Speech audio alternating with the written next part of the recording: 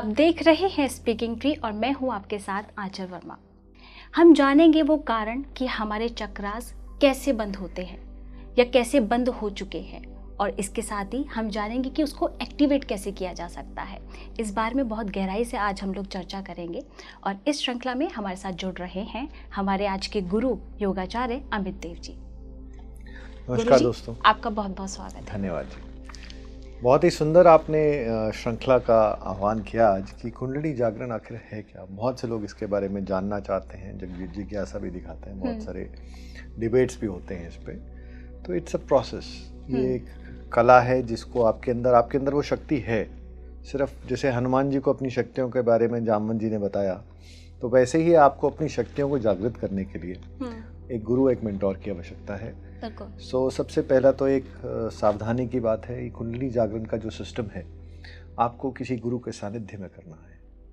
देखे दिखाए करे योग चीजें काए बड़े रोग में हमेशा आपके प्लेटफॉर्म पे ये चीज़ आह्वान करता हूँ कि हम लोग जो श्रृंखला आपके लिए बना रहे हैं, this is for the knowledge, जैसे ताकि आप जान पाएँ जो भी गुरु आप धारण कर रहे हैं, जो जिस भी आचार्य के पास आप जा रहे हैं, उनका ज्ञान कितना है। क्योंकि ऐसा कहा जाता है, पानी सदा पीजिए छान, गुरु सदा कीजिए जान। बिल्कुल। तो उस गुरु को जानने के प्रति जो हमारे जो बेसिक कॉन्सेप्ट्स हैं कुंडली जागरण के, उसके बारे में जानना बहुत ज़रूरी है।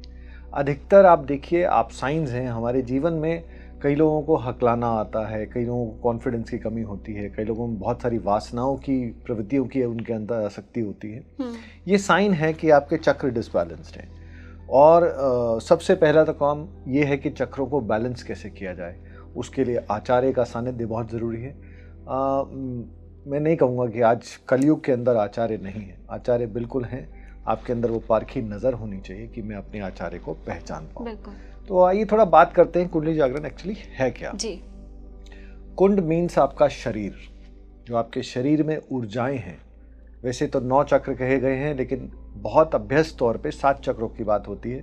तो इस श्रृंखला में अभी 7 चक्रों की ही बात करेंगे कि वो 7 चक्र क्या हैं, उनका साइन क्या है, उसको जागृत करने की कुछ विधियां बताऊंगा। सब तो नहीं बताऊंगा, बिकॉज नहीं तो मेरे को आप सुन के फॉलो करना शुरू करेंगे, which is actually could be dangerous for somebody. Because आप अगर स्विमिंग सीखते हैं तो स्विमिंग के आचार्य का होना बहुत ज़रूरी है कि आप डूब रहे हैं तो आपका आचार्य साथ है तो बाहर ले आए। क्योंकि it's about manifesting chakras in your body. जब आप किसी चीज़ को बहुत आसक्ति से अपनी ओर आकर्षित करते हैं तो उसके साथ नकारात्मक ऊर्जाएं भी आती हैं। बिल्कुल बिल्कुल। पहले तो आप ये जानिए कुंडली जागरण किसकी जागृत है, क्योंकि जिसकी जागृत नहीं हो आपको जागृत कैसे कराएगा। मुझे खुद A to Z नहीं लिखना आता, तो मैं आपको ABC ठीक नहीं सिखा सकते। तो हमारे शरीर में लगभग 1,72,000 नस नाड़ियां हैं, जिसमें से एक नाड़ी है सुषुम्ना नाड़ी।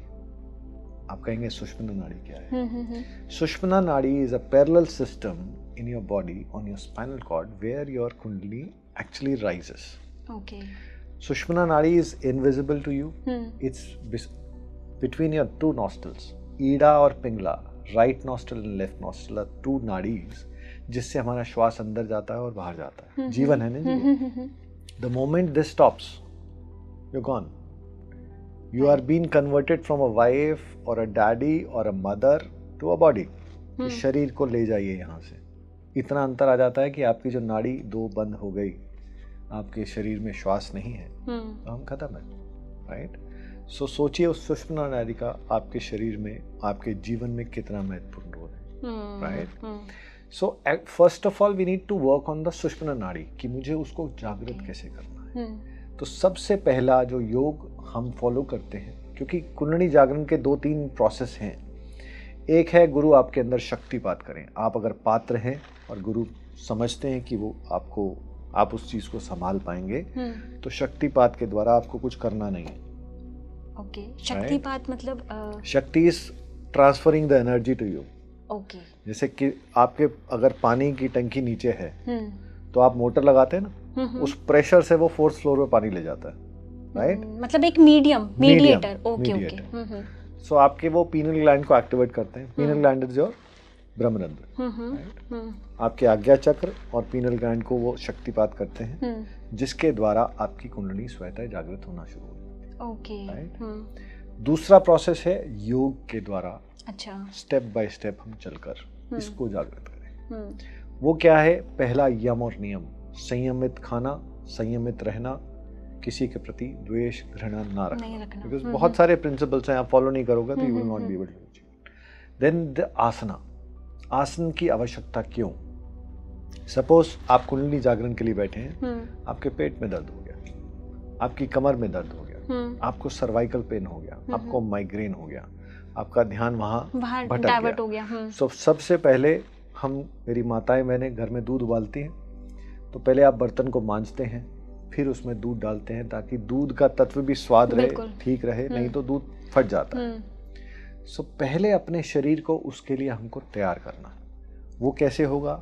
यम नियम आसन प्राणायाम, ये बेस है, ये आधार है। आधार है। प्राणायाम क्यों जरूरी है?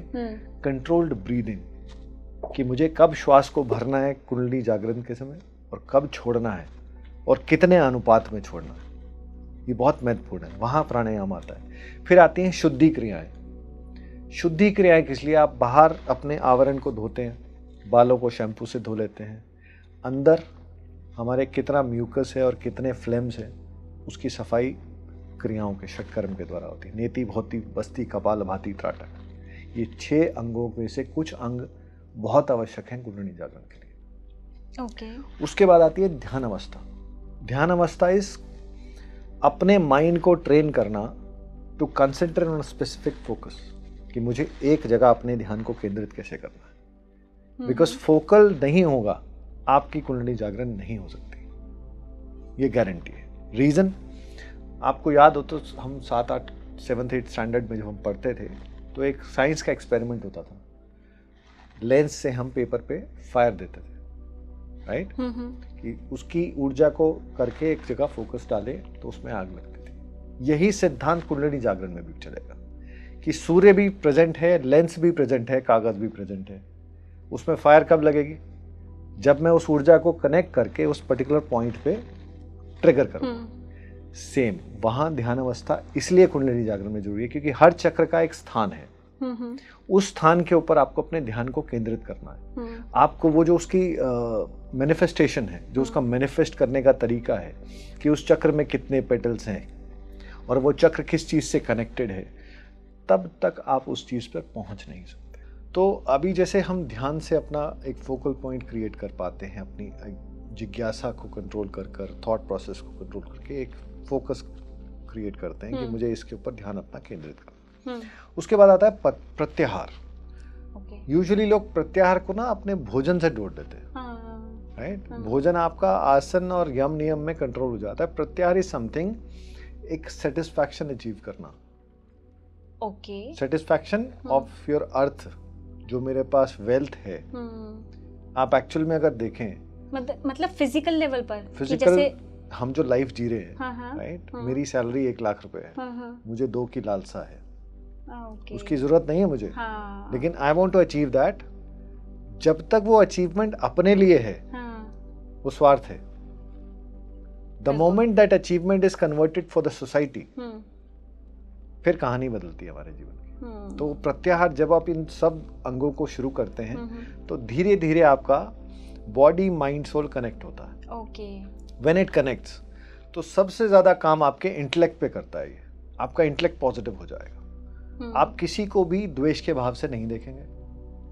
पॉलिटिक्स चलती है ना जी, कॉर्पोरेट वर्ल्ड, तो आप सब जानते हैं कि एक दूसरे को टांग खींचने में सब तैयार है।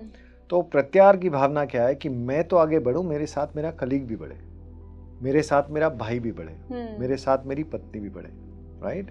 जब तक वो भावना जागृत नहीं होगी, इस पथ पे चलने की कोशिश भी मत करो, आप समय खराब करेंगे अपना। क्योंकि these are the basic ingredients to achieve samadhi अवस्था, राइट? अब ध्यान के बाद हमने प्रत्याहार भी कर लिया। उसके बाद है धारणा, having believe in your self, in your new गुरु, कि ये मैं अचीव कर पाऊंगा या मुझे इसको अचीव करना है। वो धारणा तभी तो जागृत, दैट इज कॉल्ड मैनिफेस्टेशन। कि मैं उसके प्रति कितना सिंसियर हूं, मैं क्या उसको समय दे पाऊंगा, या मैंने शुरू के 3 दिन तो 10 किलोमीटर की रेस कर ली, उसके बाद मेरे को ऑफिस जाना तो मैंने छोड़ दिया।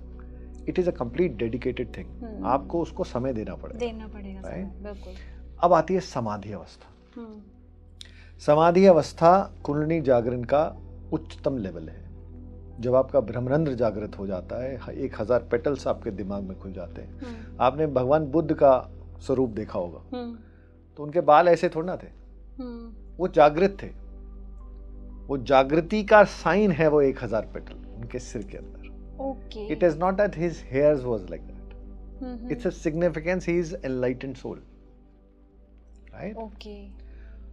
तो ये सब चीजें जो प्रोसेस है, जब आपने ये 7 अंग पूरे कर लिए, समाधि अवस्था पे आप शुरू हुए गुरु के सानिध्य में, तो शुरुआत होती है मूलाधार चक्र से। मूलाधार इज आपके जीवन का आधार। तो ये इंट्रोडक्शन आपको इसलिए दे रहा हूँ कि आने वाले समय में आप नेक्स्ट एपिसोड की वेट करें और पूरी ध्यान से उसको अपने जीवन में आप उतारें। तो पहला इसके नेक्स्ट जो एपिसोड हम करेंगे मूलाधार चक्र के बारे में करेंगे, कैसे इसको पहचानना है, कैसे इसकी अवस्था को ठीक करना है और कैसे अपनी चीज़ों को जागृत करना है। तो ये जिज्ञासा के साथ आइए जुड़े स्पीकिंग ट्री के साथ। बहुत सुंदर यात्रा रहेगी आपकी, बने रहिए। बहुत धन्यवाद। Thank you. नमस्कार।